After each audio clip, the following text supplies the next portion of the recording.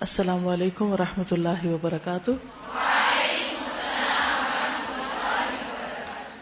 کیا حال ہے؟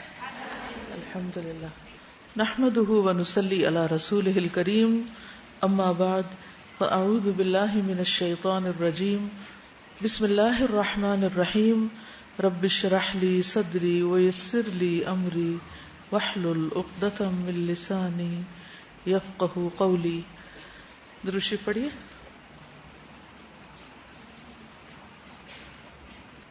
حدیث نمبر 94 عن ابی ہریرہ ان رسول اللہ صلی اللہ علیہ وسلم قال حجبت النار بالشہوات وحجبت الجنۃ بالمکارہ، رواہ البخاری کتاب الرقاق۔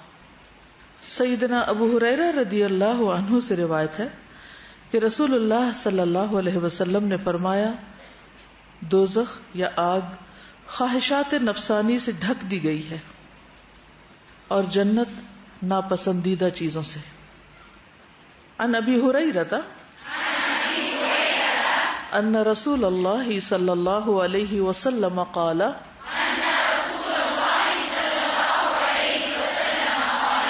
حجبت النار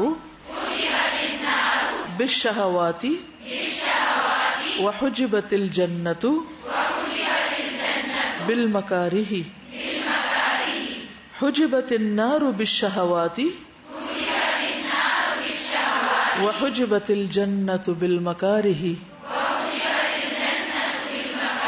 رواہ البخاری کتاب الرقاق۔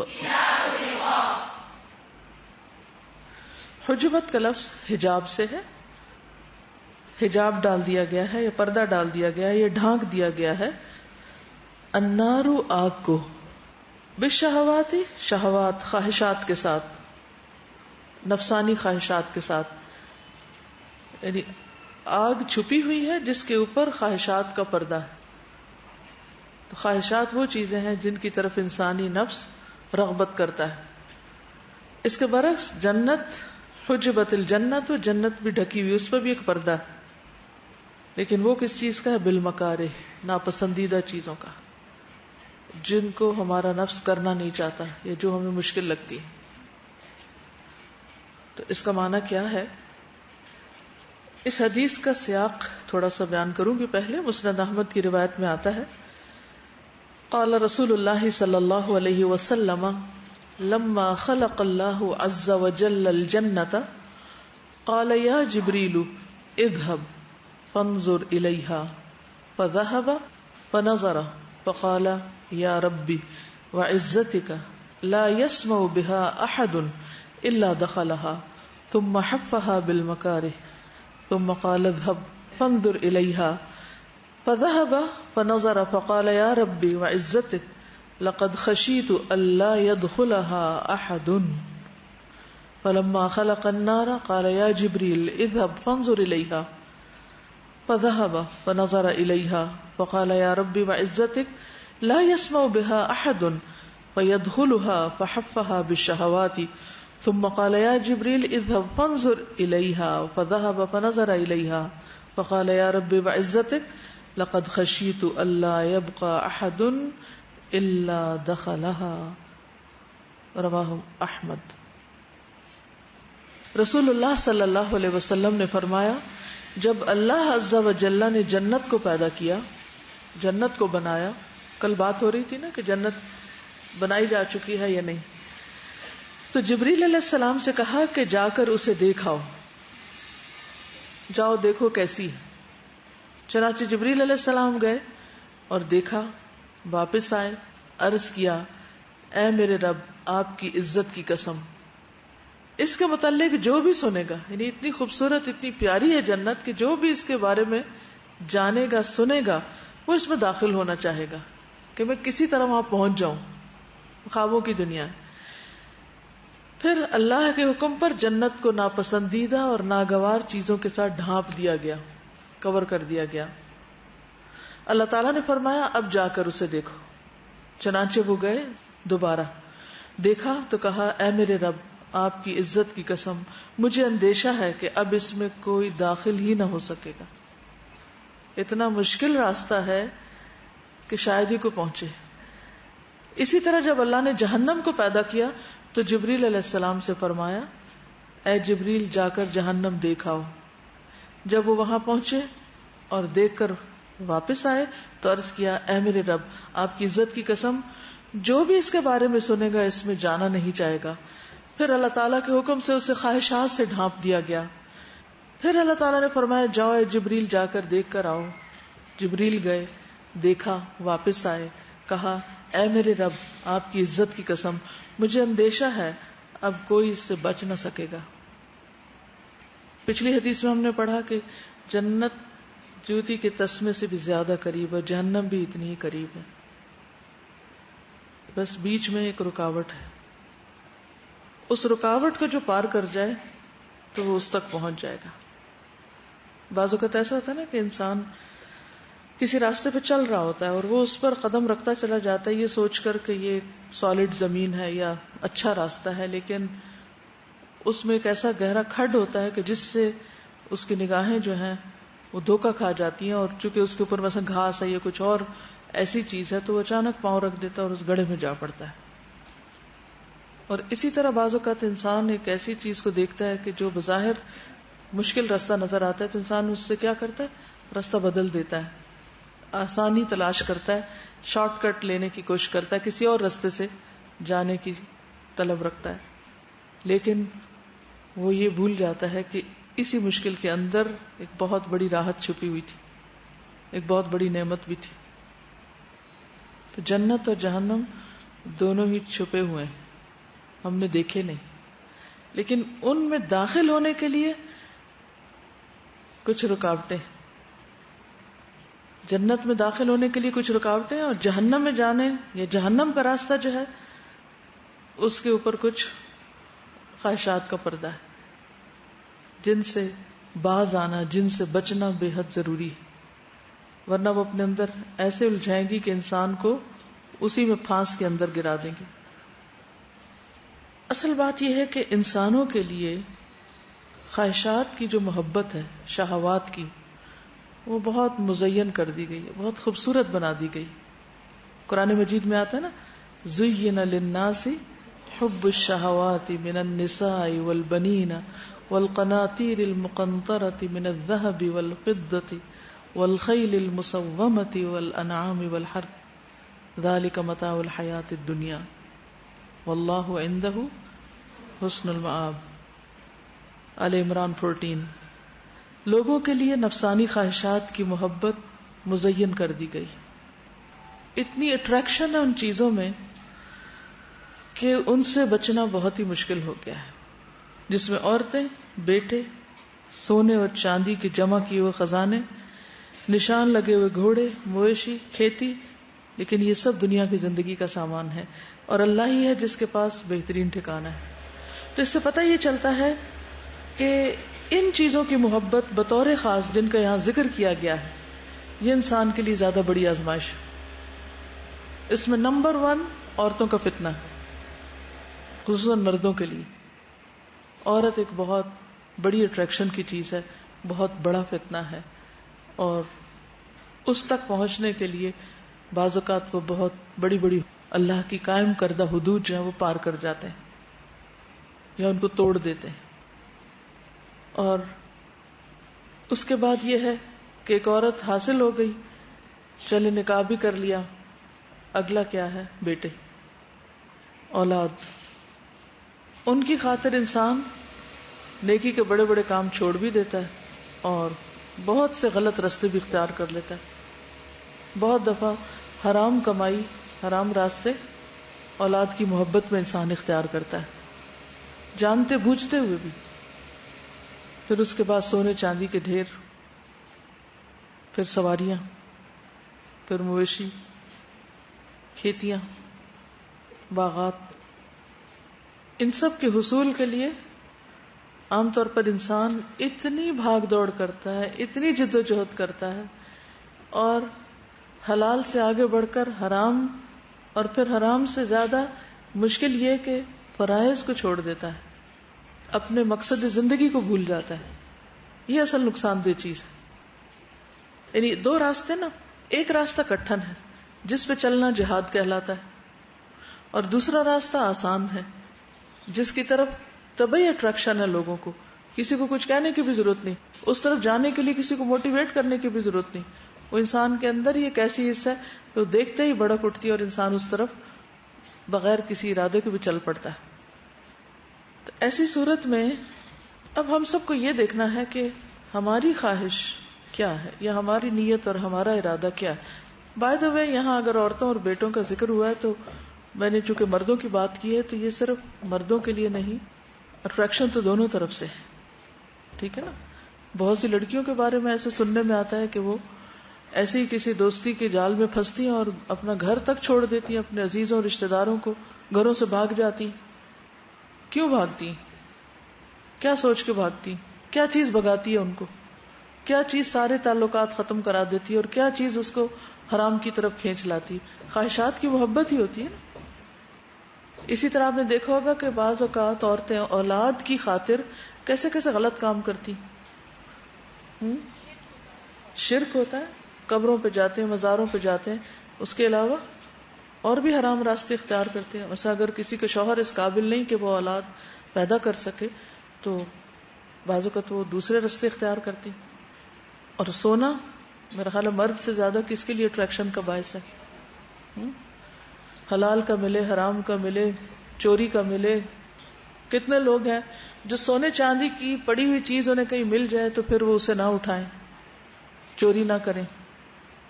جس درجے کے لوگ حفاظت کرتے ہیں سونے چاندی کی، وہ اسی وجہ سے تو ہے کہ لوگ اس وقت بھول جاتے ہیں کہ کیا ان کے لیے جائز ہے اور کیا ناجائز ہے.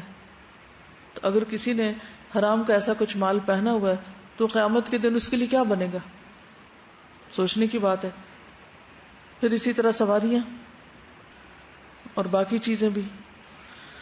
تو یہ سب چیزیں اگر ان کو انسان صحیح طور پر حاصل نہیں کرتا اور انہیں ان کی حد میں نہیں رکھتا اور ان کو مقصد زندگی بنا لیتا ہے اور ان کے ملنے پر رب کو بھول جاتا ہے، تو یہ ساری چیزیں اس کے لیے کیا بن جاتی ہیں؟ فتنہ، جنت کے راستے کی رکاوٹ. یہ چیزیں ہمیشہ سے انسان کے لیے فتنے کا باعث رہی ہیں.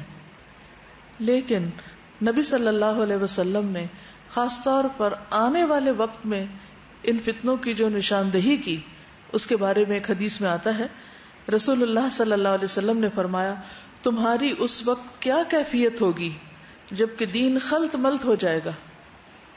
یعنی دین مکس اپ کر دیا جائے گا، اس میں اپنی خواہشات داخل کر دی جائیں گی، اپنی پسند اور مرضی کی چیزیں دین بنا لی جائیں گی. فرمایا خواہشات کا غلبہ ہوگا، بھائی بھائی میں اختلاف ہوگا اور بیت اللہ کو آگ لگا دی جائے گی. ظاہر ہے کہ جب مسلمانوں میں اختلاف ہوتا ہے تو پھر اس کا نتیجہ کیا ہوتا ہے؟ کمزوری. اور جب کمزوری ہوتی ہے تو پھر کیا ہوتا ہے؟ پھر مسلمانوں کے جو مقدس مقامات ہیں، جو شاعر ہیں، ان کی بے حرمتی ہوتی، کبھی خود ان کے اپنے ہاتھوں اور کبھی غیروں کے ہاتھوں.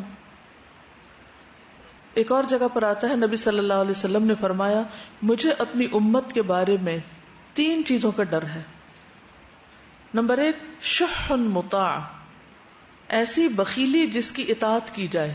ایسا بخل، دل کی تنگی، شح جس میں حرص اور بخل دونوں ہوتے ہیں، لالچ بھی ہوتا ہے اور بخیلی بھی ہوتی ہے، جس کی اطاعت کی جائے، یعنی جس کو انسان جسٹیفائی کرے. یعنی دلوں کی تنگی جس کو جسٹیفائی کرے کہ ہر چیز اپنے لیے چاہے.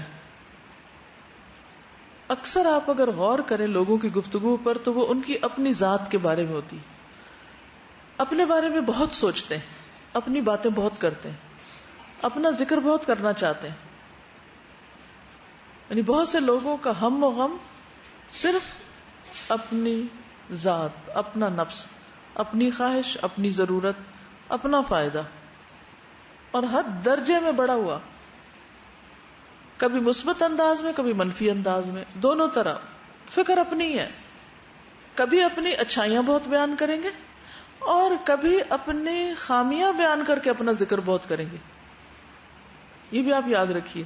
یعنی نفس کے ایسے ایسے دھوکے ہوتے ہیں کہ لوگ اپنے آپ کو منوانے کے لیے بعض اوقات اپنے بارے میں الٹی باتیں شروع کر دیں گے. میں بے وقوف ہوں، میں نکمی ہوں، میں ایسا. بھائی میں سے تو باہر نکلو کسی وقت. جب تک تم میں سے نہیں نہ نکلو گے تو لوگوں کے بارے میں نہیں سوچ سکو گے، ان کی فکر نہیں لگے گی تمہیں، ان کے کام نہیں آ سکتے، ان کی خیرخواہی نہیں کر سکتے، یہ تو میں کے جال میں پھنسے ہوئے ہو. نبی صلی اللہ علیہ وسلم نے اس خطرے کی نشاندہی کی تھی کہ شح مطاع، دل کی تنگی. اور دل کی تنگی کیا ہے؟ بس جو کچھ ہے میں ہوں اور میرا فائدہ اور میری ضرورت، اور بس میں ہی میں. جو چیز میری ہے وہ بس کسی اور کے پاس نہ جائے، اور جو میں ہوں وہ کوئی اور نہ ہو. تو یہ چیز دین کو سخت نقصان پہنچاتی. ہم سب اپنے رویوں پر غور کریں اور اپنی ان عادتوں کو دیکھیں. ذرا سے کوئی بات کر دے تو ہمارا موڈ آف ہو جاتا ہے. ذرا سا ہم دیکھیں کہ ہمارے مفاد کو کہیں زد پہنچنے لگتی ہے تو ہم مقصد ہی بھول جاتے ہیں، زندگی کا مقصد بھول جاتے ہیں. ہمیں پڑھ فکر اپنی جاتی ہے، اب میری جگہ فلاں لے لے گا، اب میرا کیا بنے گا، اب میری اہمیت کم ہو گئی ہے، مجھے فلاں نے اگنور کر دیا ہے، مجھ سے زیادہ فلاں کی امپورٹنس ہو گئی ہے. تعلقات کی خرابی، مقصد کو بھولنا اور اپنے ہاتھوں کیے ہوئے کاموں کو برباد کرنا، اس سب کی وجہ کیا ہے؟ ذات. اگر ہم اس سے آگے بڑھ کے دیکھیں کہ اللہ کے دین کو کس سے فائدہ ہے، میری آخرت کو کس سے فائدہ ہے، تو ہم ہر اس کام کے کرنے کو تیار ہو جائیں گے جس میں چاہے دنیا کا نقصان ہو لیکن آخرت کا فائدہ ہو. کیا ہمارا رزق لکھا ہوا نہیں ہے؟ لکھا ہوا نا. کب لکھا گیا تھا؟ ہماری پیدائش سے پہلے لکھ دیا گیا تھا. لکھا ہوا نا. کوئی اور لے سکتا ہے؟ چھین سکتا ہے؟ اور رزق میں کیا کچھ آتا ہے؟ صرف کھانا پینا رزق نہیں ہے، ہر نعمت رزق ہے ایک طرح سے. تو جو مجھے ملنا ہے نا وہ کسی کو بھی نہیں ملنا، فکر کی کیا ضرورت ہے؟ پھر اس کے بعد دوسری چیز جس سے نبی صلی اللہ علیہ وسلم نے خبردار کیا وہ ہے خواہش نفس جس کی پیروی کی جائے. بس دل میں خیال آ گیا اب یہی کر کے چھوڑنا ہے، چاہے اس کی ضرورت ہے یا نہیں، پر دل میں خواہش پیدا ہو گئی، شوق آ گیا، اب دل یہ چاہتا ہے. ہمارے سامنے کوئی بھوکا بیٹھا رہے ہم اسے کھانا نہیں پوچھیں گے، لیکن جس کو کھلانے کا شوق ہے چاہے وہ 1000 میل دور ہو اس کے ساتھ ساری بھلائی کریں گے. تو جب اللہ کا خوف اور تقویٰ ہوگا نا تو پھر ہماری آنکھیں مساکین کو دیکھ لیں گی. اس دن کسی نے سوال کیا تھا نا کہ اگر کوئی ہمارے آس پاس مسکین نہ ہو تو پھر کیا کریں؟ تو بات یہ ہو سکتا ہے آپ کے دائیں جانب مسکین بیٹھا ہوا ہو اور آپ کو نہ پتا ہو. کیوں نہیں پتا ہوتا؟ ایک تو اپنے بارے میں بہت سوچتے ہیں، کوئی چیز ہے تو کہتے نہیں مجھے ضرورت پڑ سکتی ہے، اس کو نہیں کسی کو دینا، یہ بھی میری ضرورت ہو سکتی، یہ بھی ہو سکتی، یہ بھی یہ سب میری ضرورت کی، کسی کو کیا دوں؟ مسکین کہاں سے نظر آئے؟ ہو سکتا ہے اس کی مجھ سے زیادہ کسی اور کو ضرورت ہو، وہ زیادہ فائدہ اٹھائے. تو شیئرنگ، بانٹنا، دینا، دل کھولنا، ہاتھ کھولنا، وہ کانسیپٹ ہی نہیں ہے. کیونکہ بچپن سے سکھایا یہی جاتا ہے خبردار کسی کو نہ دینا کچھ. اس کے بعد دوسری چیز کیا ہوتی ہے؟ یعنی پہلے تو اس سے نہیں نکل پاتے، پھر یہ ہے کہ جو چیزیں ہمیں اچھی لگ جاتی ہیں ہم ان کے اوپر قبضہ کرنا جانتے ہیں، قبضہ کر لیتے ہیں، بس قابض ہو بیٹھتے ہیں. چاہے کوئی انسان ہو، اگر ہمیں کسی سے محبت ہو گئی ہے نا پھر ایسا قبضہ اس پہ کریں گے کہ اگر اس نے کسی اور سے بات کر لی تو بشامت آ جائے گی اس کی. اگر ہم سے زیادہ کسی اور کو اس نے اہمیت دے دی جس کو وہ دوسرا ڈیزرو کرتا ہے اپنی قابلیت کی بنا پر، ہم اس پہ ناراض ہو جائیں گے. ہماری نہ مٹھی کھلتی ہے نہ دل کی گرہ کھلتی ہے. پھر ہم کیا کرتے ہیں؟ جو ہمارے پاس ہے وہ تو ہے ہی، اگر کسی اور کے پاس ہے اور وہ ہمیں اچھا لگ گیا تو وہ اس کے پاس کیوں، ہمارے پاس آ جانا چاہیے. اس کو کیوں ملا، ہمیں مل جانا چاہیے. اور اس وقت تک چین سے نہیں بیٹھیں گے جب تک وہ مجھے نہ مل جائے. یہ کہاں سے کہ آپ ہی اس کے زیادہ حقدار ہیں، کوئی اور نہیں؟ یہ اللہ کی تقسیم ہے، جس کو چاہے دے. اسی سے تو پھر حسد ہوتا ہے، اسی سے بغض ہوتا ہے. کسی کی خوبی کا اعتراف کرنا، کسی کے اندر اگر ہم سے زیادہ کوئی قابلیت ہے اس کو مان جانا، یہ ہم نے سیکھا ہی نہیں. نقصان کس چیز کا ہوتا ہے؟ جب ہم کسی کے اندر کوئی قابلیت دیکھ کے اس کو انکریج کرتے ہیں، آگے بڑھاتے ہیں، اور وہ آگے بڑھ جائے، تو اس کے آگے بڑھنے سے سارا اجر کس کو ملے گا؟ لیکن اس صورت میں ملے گا جب ہم کھلے دل سے وہ کام کریں گے اللہ کی خاطر کے نہیں. ہاں؟ اس میں آپ کو مثال یاد ہے کہ حضرت ابو بکر کے بارے میں جو آتا ہے نا کہ انہوں نے جو حضرت عمر کا نام دے کے، یعنی خلیفہ جو ان کو مقرر کیا تھا، تو حضرت ابو بکر نے خود تو جو کیا 2 سال میں، لیکن حضرت عمر نے جو آئندہ 10 سال میں کیا، اس سارے کا اجر بھی کس کو جائے گا؟ ابو بکر کو، ان کے اس رائٹ ڈیسیژن کی وجہ سے. اس سے اسلام پھیلا تھا، اس سے مسلمانوں کو عزت اور ترقی ملی تھی، ان فیصلوں کی وجہ سے، کیونکہ ان کا یہ یقین تھا کہ اگر ہم کسی کو کسی کام کے لیے نامینیٹ کریں گے، نامزد کریں گے، خود اپنے ہاتھوں دیں گے اس کام کو کسی کو، تو سارا اجر تو ہمیں ملے گا. بہت سے لوگ کام ڈیلیگیٹ نہیں کرتے، نہ خود کرتے نہ کسی اور کو دیتے ہیں. نتیجہ کیا ہوتا ہے؟ سال ہر سال کام نہیں ہوتے، کیونکہ وہ شح اور بخل اور صرف محدود فائدوں کو دیکھنا، اس سے آگے بڑا فائدہ دیکھنا نصیب ہی نہیں، نظر ہی نہیں آتا. اچھا، اس کا نتیجہ کیا ہوتا ہے؟ کیا نتیجہ ہوتا ہے؟ ایک تو ان لوگوں کا نقصان ہوتا ہے جن کو وہ فیض پہنچنا چاہیے تھا. دوسرا کیا ہوتا ہے؟ دین نہیں پھیلتا، دین آگے نہیں بڑھتا اگر وہ دین سے متعلق ہے. اور اگر وہ دنیا سے متعلق ہے، مثلا اگر آپ کے پاس اچھی نسل کے بیج ہیں اور آپ نہیں دے رہے کسی کو، تو کیا ہوگا؟ وہ پورا ماحول تو ویسا نہیں ہوگا کہ وہ پلٹ کے واپس آپ تک خیر لوٹے. تو یہ جو خواہش پرستی ہے کہ خواہش نفس جس کی پیروی کی جائے، کہ خواہش نفس یہی ہے کہ دنیا کی اٹریکشن کی جس چیز پہ دل آ جائے نا، بس یہ کپڑا میرے پاس ہونا چاہیے، ایسا زیور ہونا چاہیے، ایسا گھر ہونا چاہیے، ایسی گاڑی ہونی چاہیے، ایسی فلاں، پھر ساری توجہ ادھر لگ جاتی. اس کے نتیجے میں کیا کیا اگنور ہوتا ہے، ذرا اس کی تو لسٹ بنائیں. کون کون سے فرائض جاتے ہیں، کون کون سے جنت کمانے کے جو دروازے ہیں وہ بند ہو جاتے ہیں. شروع کہاں سے ہوا؟ اسی سے جس کے بارے میں نبی صلی اللہ علیہ وسلم کو سب سے زیادہ ڈر تھا. ما اخاف علی امتی الا ثلاثا، یعنی نہیں میں ڈرتا اپنی امت کے بارے میں مگر ان چیزوں، یعنی سب سے زیادہ ان چیزوں کا ڈر ہے مجھے کہ میری امت میں یہ خرابیاں آ جائیں گی. اور تیسری چیز، وہ امام ضلال، گمراہ امام، ایسے لوگ جو خود بھٹکے ہوئے اور دوسروں کو بھٹکاتے ہیں اور لوگوں کو غلط رستوں پہ لگا دیتے ہیں. عوام تو کل انعام ہوتے ہیں، ان کو اتنی سمجھ نہیں ہوتی کس کی پیروی کرنی اور کس کی نہیں کرنی. اچھا، تو یہ امام کیوں گمراہ ہوتے ہیں؟ کیونکہ ان کے اندر یہ پہلی 2 خرابیاں ہوتی ہیں، یا بخل ہوتا ہے یا نفس پرستی ہوتی ہے، خواہشات کے پیچھے چلتے ہیں. یہ 2 چیزیں انسان کو گمراہی کی طرف پھر لے جاتی ہیں. اب دیکھیے کہ انبیاء کا طریقہ کیا رہا ہے. نبی صلی اللہ علیہ وسلم کو اللہ سبحانہ وتعالی نے فرمایا، یا ایھا الرسول بلغ ما انزل الیک من ربک وان لم تفعل فما بلغت رسالتہ.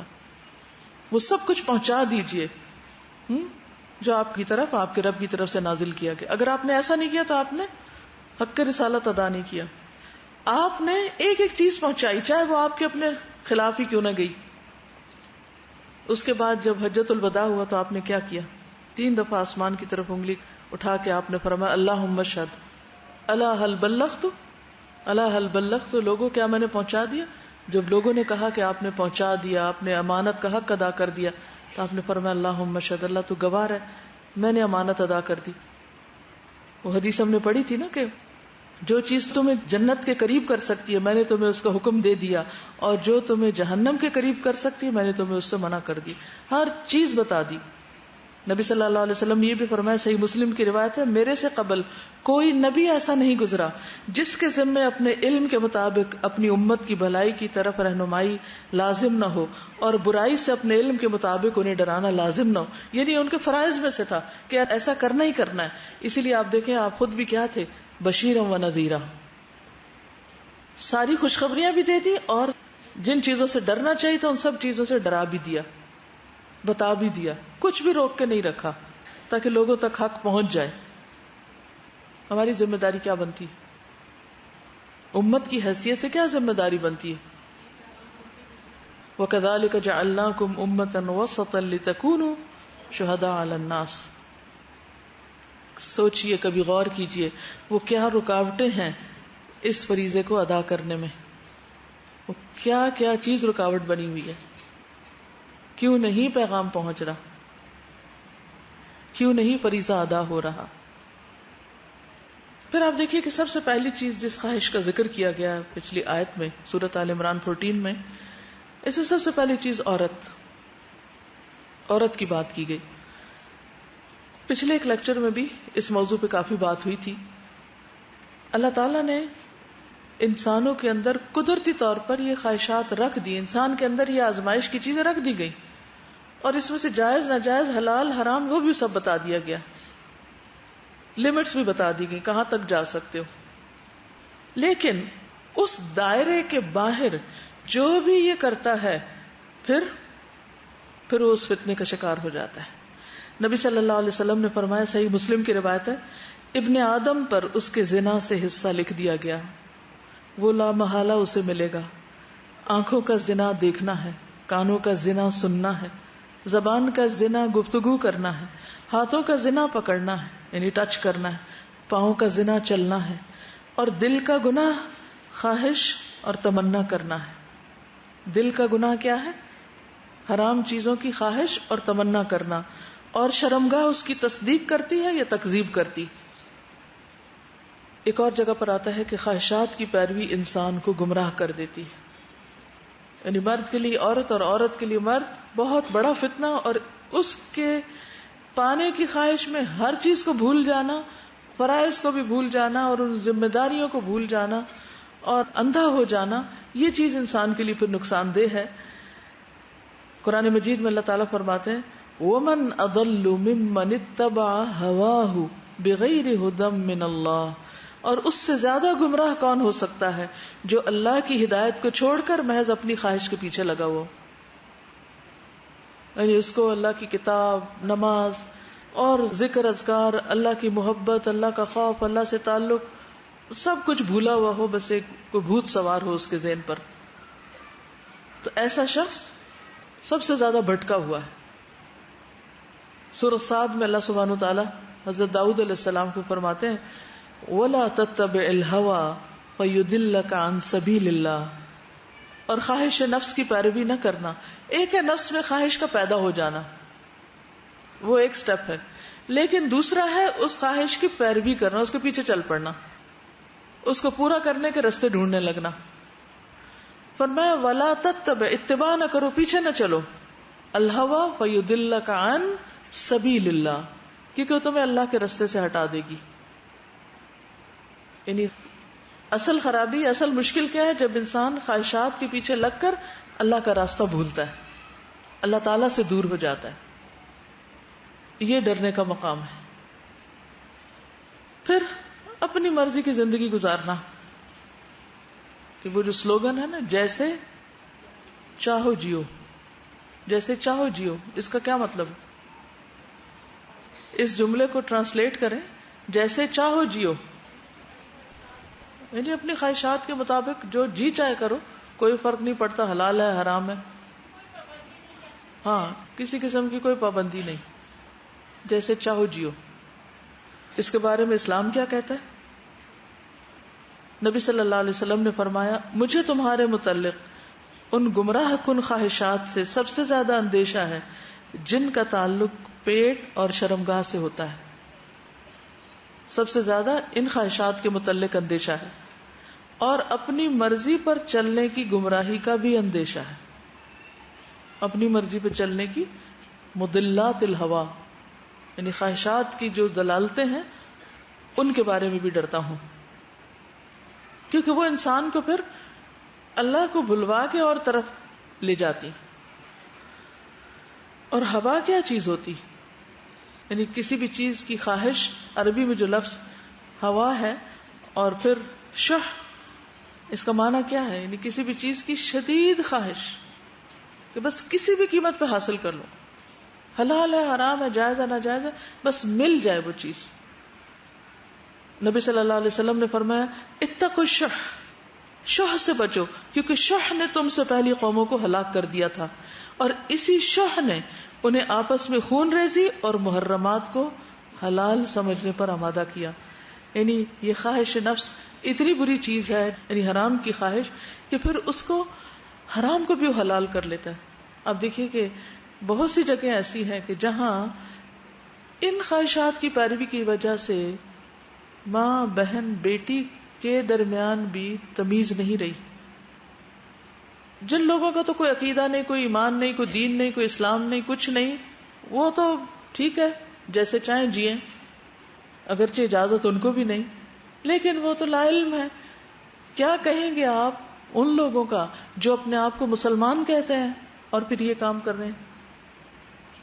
آپ جائیے ذرا پوچھئے ان تنظیموں سے جو خود مسلمانوں کے بیچ میں کام کر رہی ہیں، ان خواتین کے حقوق کے لیے جن کو اپنے محرم مردوں سے اپنی عزت کا خطرہ ہے، ان کو اپنے گھر کے اندر تھریٹس ہیں. وہ باپ سے محفوظ نہیں، وہ بھائی سے محفوظ نہیں، وہ ماموں سے محفوظ نہیں، وہ چچا سے محفوظ نہیں، وہ سسر سے محفوظ نہیں. ایسے لوگوں سے تو جانور تک محفوظ نہیں، مردے محفوظ نہیں. کہاں تک جائیں گے آپ؟ تو نبی صلی اللہ علیہ وسلم کی یہ بات 100% درست ہے کہ مجھے تمہارے متعلق ان گمراہ کن خواہشات سے سب سے زیادہ اندیشہ ہے جن کا تعلق پیٹ اور شرمگاہ سے ہے، اور اپنی مرضی پہ چلنے کی گمراہی کا بھی اندیشہ ہے. اور یہ شدید ہرس جو کسی بھی چیز کی پیدا ہو جاتی ہے، شح یعنی ہوا اور شح ساتھ ساتھ ہوتے ہیں، یا آپ نے ذکر بھی اکٹھے ہی کیا ان کا. اس نے لوگوں کے خون بہائے اور حرام کو حلال کروایا. انہوں نے اس کو حلال کر لیا، اپنے لیے جائز کر لیا. پھر آپ دیکھیں کہ جو ہومو سیکشولز ہیں اس کو اب کس طرح لیگلائز کروایا جا رہا ہے، اور اس کو بہت نیچرل بتایا جا رہا ہے، اور بہت سی اور اس قسم کی خرافات کہ ایک چیز فطرت بھی جس کا انکار کرتی ہے اس کو قانونی شکل دے دی جائے. حیرت کی بات ہے نا. اب اس کا نتیجہ کیا ہوتا ہے؟ جب انسان خواہش کے پیچھے چلتا ہے نا تو سب سے پہلے اللہ کے حق میں کمی کرتا ہے، اور اس کے ساتھ ساتھ پھر یہ کہ اپنے فرائض سے غافل ہوتا ہے. فرائض میں سب سے پہلے نماز آتی. نماز سے غفلت وہ کیسے ہوتی ہے؟ قرآن مجید میں آتا ہے سورۃ مریم 59 میں، فخلف من بعدهم خلف اضاعوا الصلاة واتبعوا الشهوات فسوف يلقون غیا. پھر ان کے بعد ان کی نالائق اولاد ان کی جانشین بنی جنہوں نے نماز کو ضائع کر دیا اور اپنی خواہشات کے پیچھے لگ گئے، اور جہنم کے گڑھے میں وہ جا پڑیں گے. یعنی والدین نیک تھے، لیکن انہی کی اولادوں میں ایسے لوگ پیدا ہو گئے کہ جنہوں نے سب سے پہلے کیا کیا؟ نماز ضائع کی. اور نماز ضائع کرنے کی بھی وجہ کیا ہوتی ہے؟ دراصل خواہشات کے پیچھے لگ جانا. تو ایسے لوگوں کا انجام بھی واضح بتا دیا گیا کہ ڈزنٹ میٹر تم کس کی اولاد ہو، اس سے کوئی فرق نہیں پڑتا کہ تمہارا باپ یا ماں کتنی نیک تھی یا نیک تھا. اگر تم نے خواہشات کے پیچھے لگ کے نماز ضائع کی تو انجام یہی ہوگا.